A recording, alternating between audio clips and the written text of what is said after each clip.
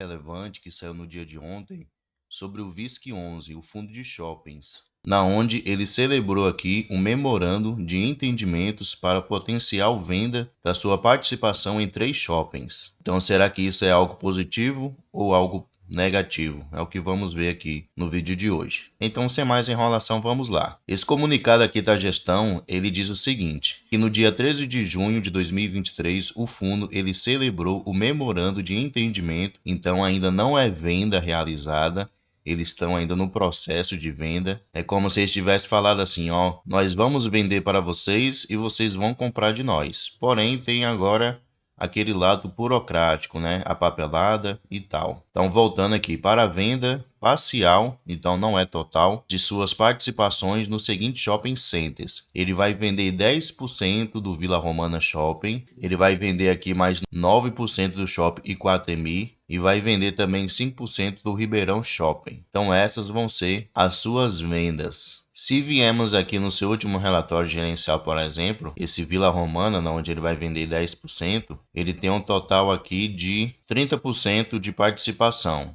Então ele vai vender 10, vai ficar com 20. O outro shopping é o Iguatemi, onde ele vai vender 9%. Deixa eu procurar ele aqui, esse aqui, ó. Então no momento ele tem 15% de participação nesse shopping, vai vender 9 e vai ficar aí com 6%. Então menos da metade ele vai ficar de participação. E outro shopping é o Ribeirão Shopping, onde ele vai vender 5%. E no momento ele tem aqui 18%, 18,2%. Então esses são os 3 shoppings aí que ele vai realizar a venda de alguma participação dele. O valor total da transação é de 297,5 milhões de reais. Então um valor realmente considerável.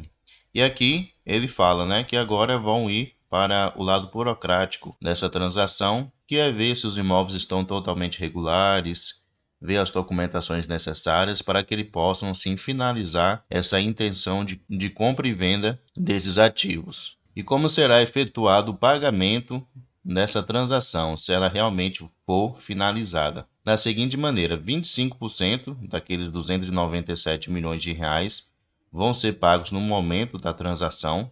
Então finalizou ali a compra, eles vão pagar 25% do valor. Depois tem 42% no mês de janeiro de 2024, 15% no mês de julho de 2024 e 18% em janeiro de 2025. Então, durante esse período aí, o lucro dessas operações vão ter que ser distribuídas aos cotistas. E o fundo ele pode fazer de duas maneiras. No encerramento de cada semestre, né? Ele pode ver ali o resultado acumulado gerado e no final de cada semestre pagar esse valor aos seus cotistas, ou ele pode dividir mês após mês, né, até finalizar aí todo esse pagamento. Um ponto interessante aqui é que vale ressaltar que as parcelas a prazo serão corrigidas pelo IPCA. Então, muito importante esse ponto aí. Qual foi o lucro ou qual será o lucro se realmente essa transação for efetivada? A gestora aqui menciona que o ganho de capital gerado pela venda representa um resultado caixa extraordinário não recorrente de aproximadamente 94,2 milhões de reais, o que equivale a R$ 5,07 por cota. Então, realmente um valor muito interessante. E o resultado gerado pela transação até janeiro de 2025, né, já que ele vai ser corrigido pelo IPCA, deverá ser de 100,6 milhões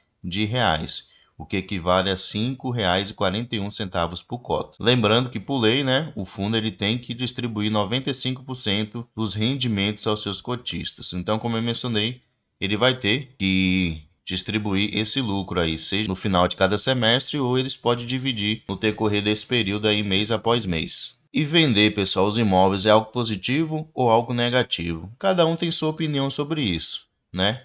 Tem gente aí que vão ser a favor dessa venda, né? Já que gerou aí um bom lucro para o fundo, né? Aproximadamente aí 100 milhões em reais somente de rendimentos. Então tem investidor que fica feliz. Porém, tem outros investidores que não, né? Que não gostam desse negócio de ficar vendendo os imóveis que adquiriu, mesmo que seja com lucro, né? Até porque esse valor que eles vão ter que pagar um dia acaba, em janeiro de 2025. E a receita deles vão ser menor porque eles venderam algumas participações que eles tinham em alguns imóveis. Eu mesmo particularmente não acho muito interessante ficar vendendo imóveis, já que meu objetivo é a longo prazo, né? Então não tem por que ficar vendendo para depois ter que comprar outros, não tem muita lógica. Nos meus critérios de investimento, mas como eu mencionei, cada um tem sua opinião sobre isso. Aqui ele vai falar um pouquinho sobre o histórico de investimentos da participação de cada um desses shoppings.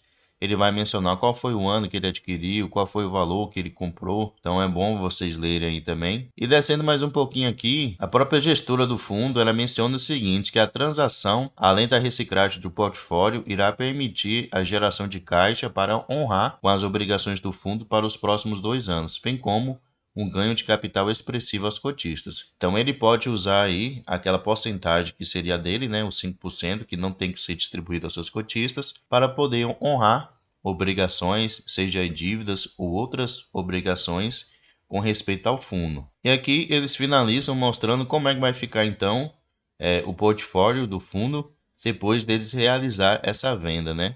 Aqui mostra quais os ativos que ele tem e a participação em cada um desses ativos que o VISC11 vai passar a ter a partir do momento que for finalizada essa transação.